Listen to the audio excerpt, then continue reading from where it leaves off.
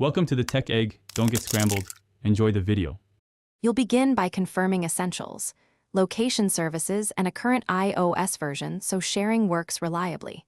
Open Messages if you want quick sharing, or open Find My for persistent tracking.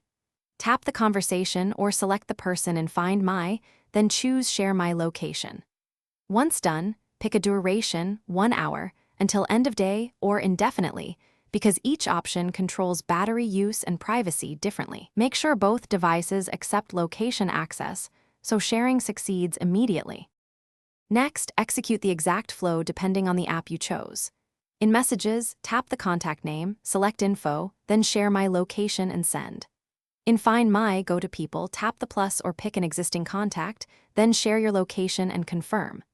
Once you choose the duration and hit Share, watch for the live or sharing indicator next to their name.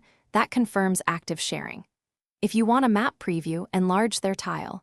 It updates in real time as you move. To finish, stop sharing when you no longer want others to see your movements. Tap Stop Sharing in Messages or Find My. Make sure contacts and Apple ID are correct for the recipient so sharing links properly.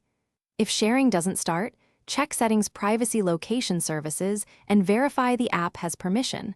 Also confirm network connection. As a fast troubleshooting tip, restart the iPhone and toggle location services off and on. This often resolves permission or GPS glitches without deeper changes. Thanks for watching. Consider subscribing if I helped unscramble your problems.